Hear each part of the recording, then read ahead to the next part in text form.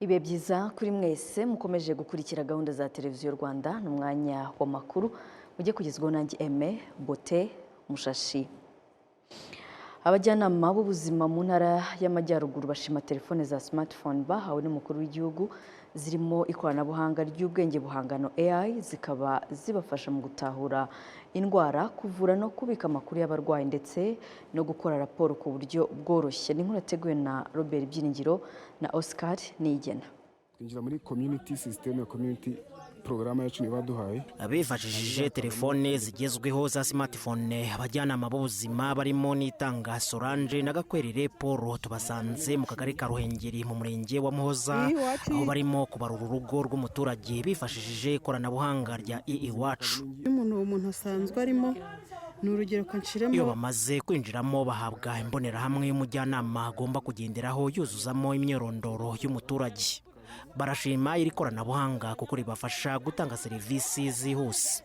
Iyo mbonerahamwe y'umujyanama w'ubuzima usangamo ingo wabaruye, noneho ugasangamo abagore batwite twarabasuye bakazamo, abana batoya bari munsi y'imyaka 5 n'abari munsi y'imyaka 2. Muri systeme byose babirimo. Iyo wasabye imiti, iyo umuntu aje kwivuza usanzwe waramubaruye biroroha cyane. Mbere twarabyandikaga mu bitabo, tugakora n'intuza na raporo tukazikora mu bitabo, noneho tugafata urugendo tujya nyine ku kigo nderabuzima kubikorerayo, ariko ubu turi kubikora ku ikoranabuhanga bikihuta rwose. Yaba saa sita z'ijoro, yaba sangaye umwana urwaraza tukamwakira, umubyeyi utwite ugeze igihe cyo kubyara kuko nakazi twiyemeje.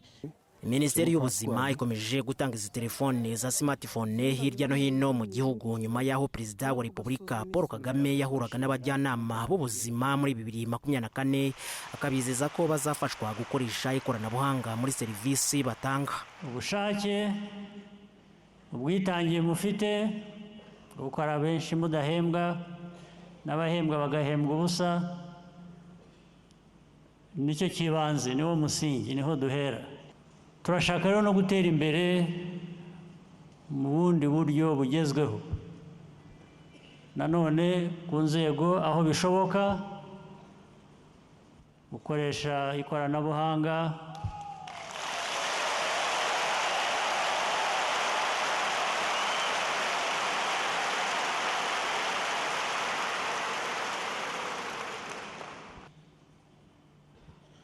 Yishakishije kumenya neza rero nabyo bihera uko wabonye inyigisho. Ibyiza rero nk'uko bivugwa biri imbere.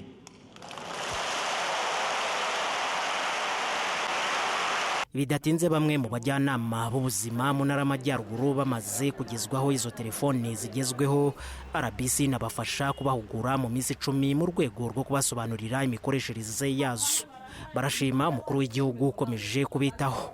Imvugo ye niyo ngiro, yatwemereye amatelefone, atwemerera ko twazahugurwa. Ibyo ngibyo rero turabimushimira kuko byatworohereje akazi. Turashimira umukuru w'igihugu cyane ko yatugejejeho iterambere. Ubu ngubu turi abantu bamwe babarirwa mu gukoresha ikoranabuhanga. Abajyanama b'ubuzima bagenda urugo ku rundi basura abaturage, ubundi bakayifashisha izo telefone mu kubaha serivisi z'ubuzima. Abakuriye ibitaro bikuru ndetse n'ibigo nderabuzima bavuga ko iri koranabuhanga rya iwacu ryihutisha serivisi zatindaga.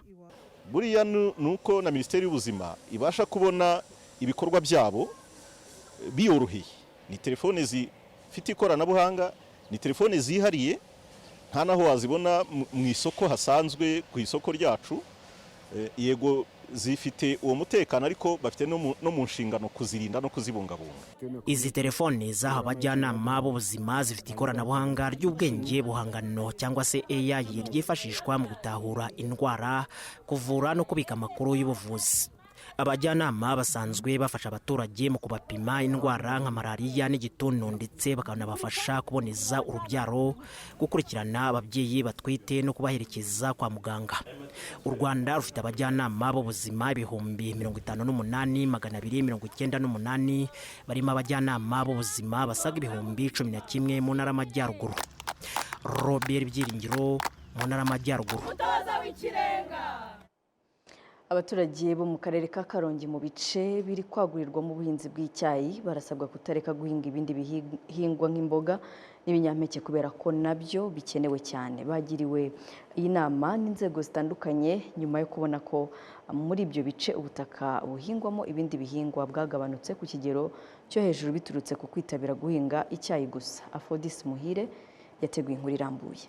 Icyayi ni igihingwa ngengabukungu abaturage bari kumva neza umumaro wo kugihinga no kucyitaho, ndetse ubuso gihingwaho buri kugenda bwiyongera cyane.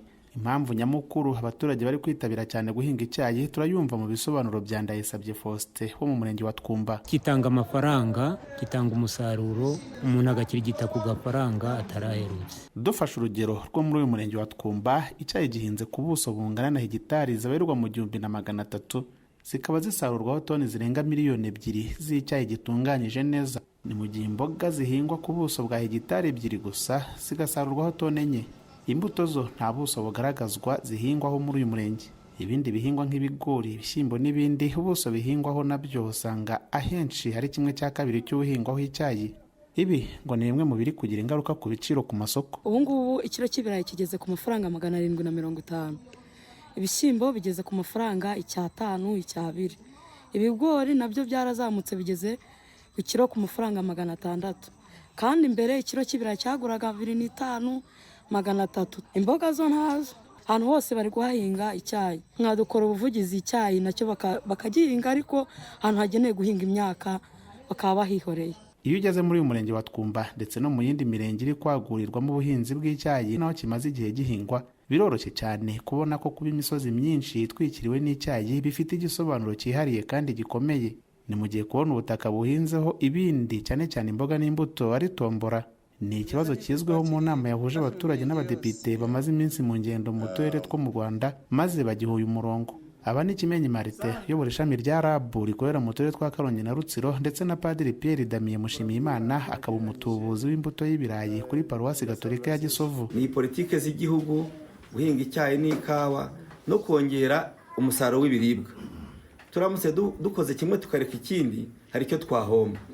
Rero nk'abareberera abaturage tugomba kugena ahahingwa ibihingwa ngandura rugo n'ibihingwa ngengabukungu, hakaba hari map ihazwe ndetse hakanabungwabungwa ejo tutazisanga kimwe cyakuyeho ikindi. Ibyo bintu byose ni ukubirebaho abantu bakamenya kubyaza umusaruro mu isambu bafite, bakayihinga neza bakoresheje tekinike zose. Ahahingwa imyaka bigaragara ko hera kurusha ahandi hakagombye gusigasirwa, abantu bagahugukira guhinga bakoresha uburyo bugezweho. Ibyo bizazamura umusaruro.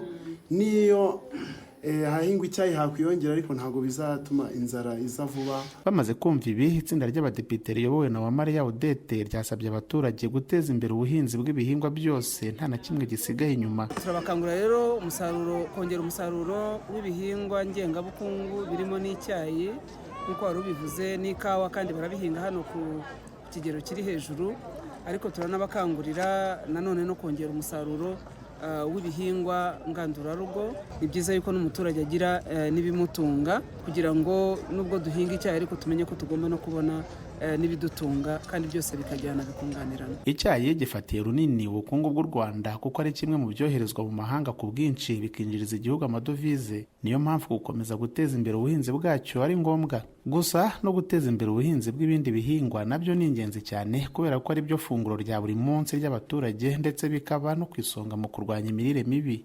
Aphrodis Muhire, Televiziyo y'u Rwanda, i Karongi.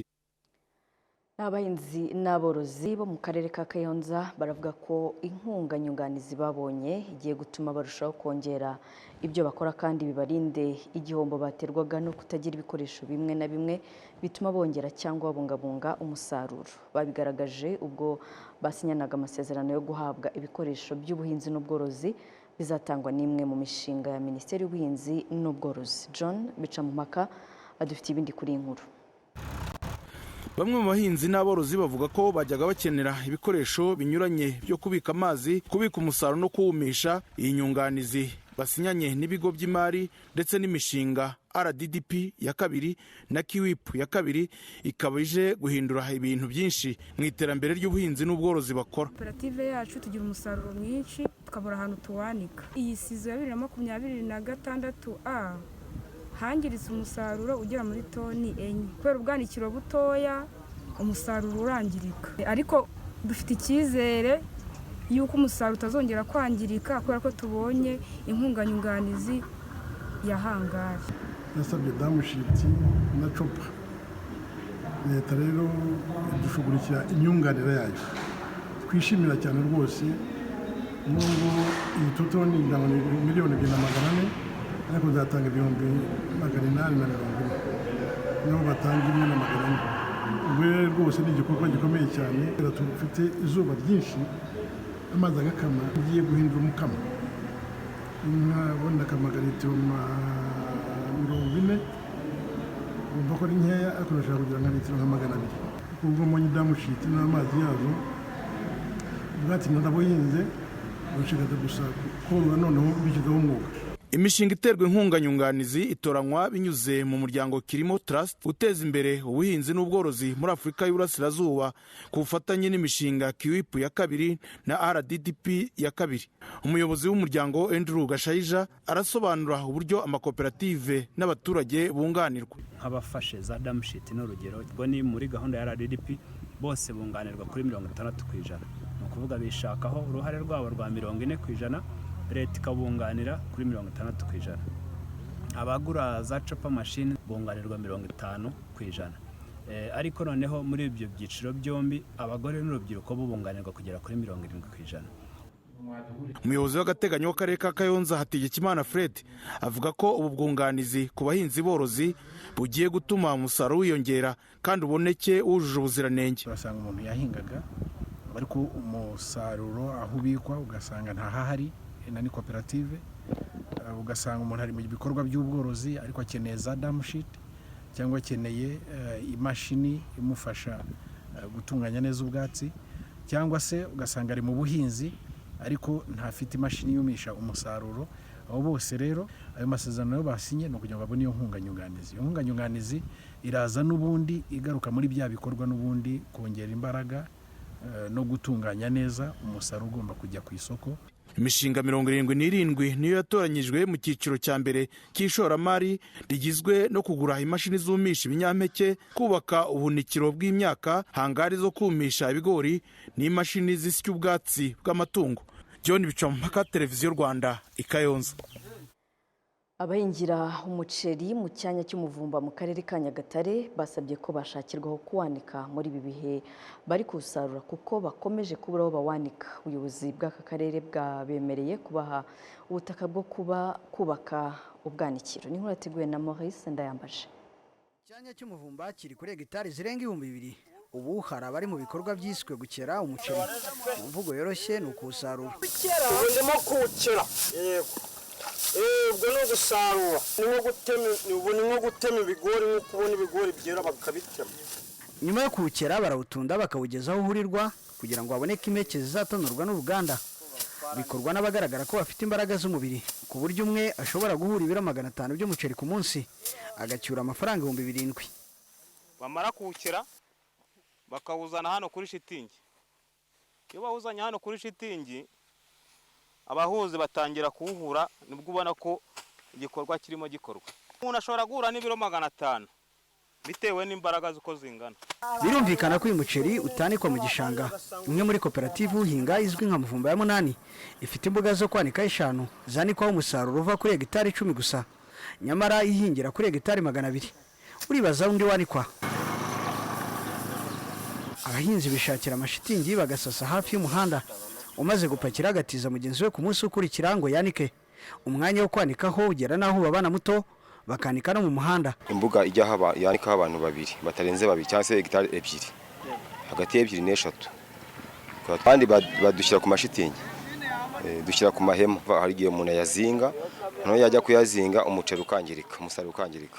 Hari kuko nk'ubu ahanahanitse hari abandi bahavuye bari bumishije, ariko murabona ko n'impande yanje naho hari abandi barunze ubwo bategereje kwanika ari uko nanjye nanuye. Ubwo rero urumva ko ari ikibazo gikomeye cyane ikibibazo cyane nko mu mvura y'imvura ihari aho tuba dufite ibibazo birenze. Uretse izo mbuga hari umuriro, hari amazi, hari imihanda. Kakoza Henry umuyobozi w'akarere ka Nyagatare by'agateganyo avuga ko koperative z'abahinga umuceri zemerewe gutizwa ubutaka bwa leta kugira ngo hubake ubwanikiro.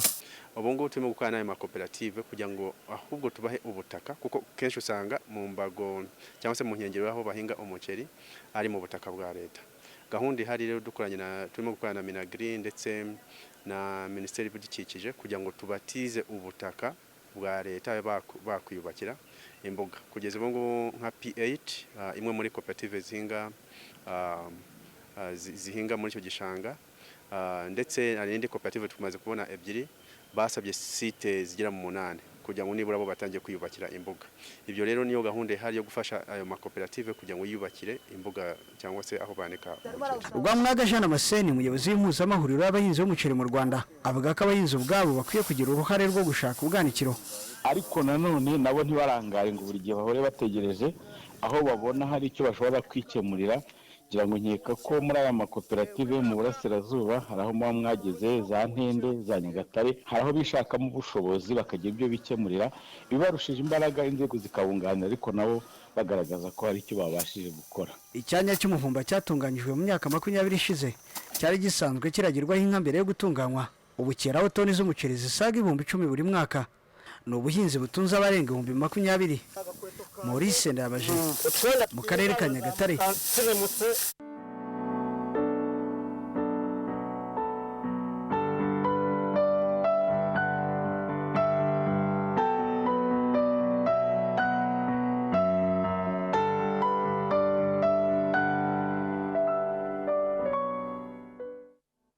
Abaturage bo murenge wa Butaro barashima leta y'u Rwanda yasigasiye amateka ya jenoside mu nzibutso kuko ari ibihamya by'ukuri bivuguruza imvugo z'abakana bakanapfobya jenoside yakorewe abatutsi, ndetse bikanafasha abakiri bato kumenya ayo mateka uko ibisekuru bizagenda bisimburana. Iba bigarutse ubwo basuraga urwibutso rwa jenoside yakorewe abatutsi rwa Commune Rouge mu karere ka Rubavu. Ni inkuru yateguwe na Uwamahoro Jeanne na Janvier Mbonyumuvunyi.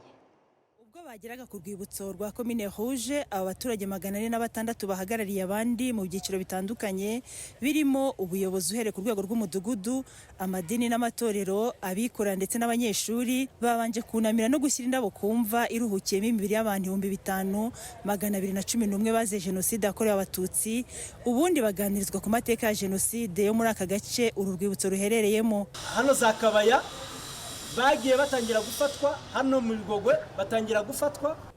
Bamwe muri aba basuye urwibutso rwa Commune Rouge bagaragaje ko nyuma y'amateka biboneye hari umukoro batahanye. Icyo dukwiye ahangaro ni kugira ngo tugende iwacu muri Butaro dukore uko dushoboye uburyo bwose bushoboka, imbaraga zose zakorwa kugira ngo jenoside itazongera kuba, duhereye cyane cyane mu rubyiruko rukiri rutoya. Bivuze ngo rero tugiye gutanga ubutumwa bukomeye ku baturage duhagarariye, ku bakristo tuyobora, kugira ngo ingengabitekerezo cyangwa se aba bafite indi mitekerereze biganisha ku ngengabitekerezo ya jenoside dukomeze tubasobanurire dufatanya n'ubuyobozi kugira ngo babireke burundu. Gusura inzibutso za jenoside yakorewe abatutsi ni igikorwa ngarukamwaka ku batuye mu murenge wa Butaro. Urubyiruko rw'abanyeshuri rwari muri aba rwashimiye leta y'u Rwanda yasigasiye aya mateka mu nzibutso za jenoside kuko bituma nabo bayamenya. Hari byinshi twumva batubwira ariko twe tutari twabona, twabashije kuyibona, bamwe muri twebwe birabarenga. Nk'ubu tuhigiye byinshi, tumenye ko yateguwe, yashyize mu bikorwa, bayishyize mu bikorwa, leta y'u Rwanda yarakoze. Nkanjye sinari kuzabimenya nibwo nje ku rwibutso ahangaha. Jean Pierre Bizimana, chairman w'umuryango wa RPF Inkotanyi mu karere ka Burera, akaba na president w'inama njyanama y'umurenge wa Butaro, avuga ko gusura inzibutso ari intego bihaye kugira ngo abatuye Butaro nk'umurenge wari mu gace katakorewemo jenoside ubwo ahandi yabaga bamenye amateka yayo, bityo bibafashe gukumira ingengabitekerezo ya jenoside n'ibindi bishobora guhembera urwango n'amacakubiri. Hari muri zone yari ya RPF Inkotanyi, hari ingabo za RPF, bityo rero abaturage batuye mu murenge wa Butaro biba byiza ko tubazanye kugira ngo tubasobanurire amateka. Nubwo uyu mwaka nta ngengabitekerezo yagaragara, ariko mu myaka yashize hajyaga tubona case z'ingengabitekerezo bityo rero kugira ngo turwanye ingengabitekerezo biba byiza ko dufata bya byiciro bitandukanye kugira ngo tubajye basura inzibutso zitandukanye bidufashe kwirinda ingengabitekerezo. Aba baturage 406 bo mu murenge wa Butaro basuye urwibutso rwa Komine Rouge rwa Gisenyi nyuma y'uko mu myaka yabanje bagenzi babo basuye inzibutso za Jenoside za Nyanza, Kicukiro n'urwibutso rwa Jenoside rwa Bisesero muri Karongi. Uwamahoro Jeanne mu karere ka Rubavu.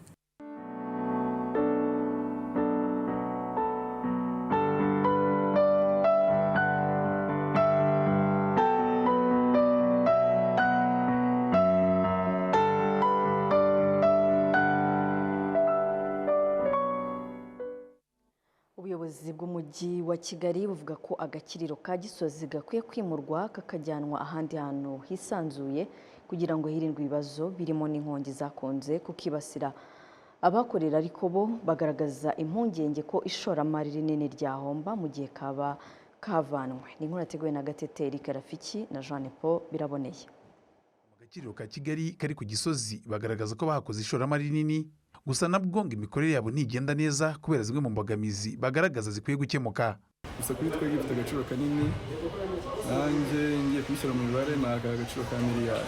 Imbogamizi zigiye zitandukanye, hari umuhanda wangirika wangizwa n'amapuwaru, kandi nabwo tugira ikibazo cy'uko amapuwaru aza mu masaha y'akazi, bigatuma dutera imbogamizi ku muntu waza utugana cyangwa umuntu waba uhakorera kuba yahagera akabona free space ya parking cyangwa accessibility to the roads, kuko usanga amapuwaru agenda kwikamiramo n'izindi modoka bikabyara icyo bita traffic, bigatera imbogamizi nk'izo ngizo kandi n'umuhanda ukangirika kenshi. Imbogamizi kuri twese, ariko ubwo nta kundi twizera muri leta yacu, tukaba tubasaba yuko nyine babitugeramo n'abantu batureberera imbere ejo hazaza, kuba babidufashamo bakabidukemurira icyo kibazo kidutera izo mbogamizi, byaba ari traffic nyinshi n'umuhanda.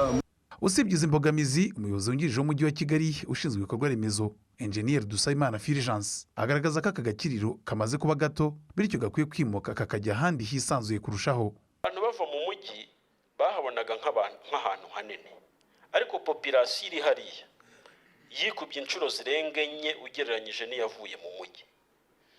Kuri izo hegitari bafite hariya 7 n'imisago, ubu ngubu ikibanza dufite gifite 19 n'ibice bitandatu, n'izindi 17 ziri munsi yazo zishobora gusavinga as an extension. Ngo mu by'ukuri gituma tubona ko hari ibikorwa bigomba kwimuka gikomeye, nuko harimo kuba siri population ku buso butoya buhari, ari nacyo gituma udashobora kubona aho abantu bakorera, ubone ya mihanda ukeneye. Ariyo mpamvu polisi ijya kuzimya ikamara umunsi wose itarabasha kugeraho ijya kuzimya. Muzi ikibazo cya pollution dufite, imwe muri factor zirimo kuyitera nako karimo. Ngo pollution mvuga ni ibitumuka bituruka hariya. Ngo twasabwe ko dushaka ahantu hanini hahagije, ariko nanone hatarimo indani mu mujyi. Kuri ingingo yo kwimura aka gakiriro ka Kigali kari ku Gisozi, bamwe mu bagakoreramo bagaragaza ko hakabaye hashakwa ibindi bisubizo birimo gukemura ibitera inkongi kurusha kukimura. Urumva aho kazajya hose n'ubundi naho hazaba hari umuriro. Ubwo rero twe twumva niba hari icyo bakora wenda kuba izo nkongi bazirinda, akaba ari cyo badukorera wenda kakaguma hano. Reba nk'inyubako uburyo ireshya, nk'abantu barenga nka 50 bayikoreramo, urumva yabahombye ugereranyije naho bahita bakajyana, kandi inzu ntiyakwimuka. Ubwo rero aba ari ibishoboka, ikiza nuko kahaguma. Hano twahaje nta terambere rihari, none abona amataje n'inzu n'inyubako kunigeza yiyongera, karumva karamutse kagiye twahombera cyane. Kimwe n'abaturage, abasenateri babajije ubuyobozi bw'umujyi wa Kigali uko bizagendekera abahashoye imari nini n'uruhare ruri guhabwa muri izi mpinduka zibagenewe zinashobora kubagiraho ingaruka.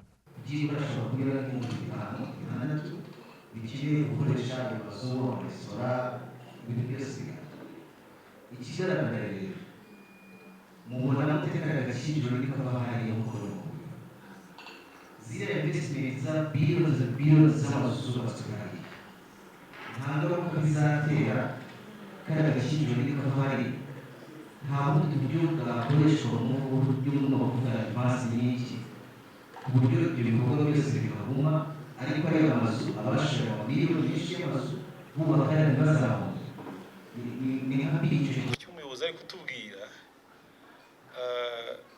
ndi gutekereza ko mwagiye mukora ibiganiro nabyo ndagira ngo muze kubitubwira umuturage iyo yagizemo uruhare akabyumva neza akabyemera akanabiherekeza nawe akerekwa inyungu azabonamo ibintu biroroha kandi icyo nicyo umuntu aba yifuza akoragira ngo mukatubwireho nako.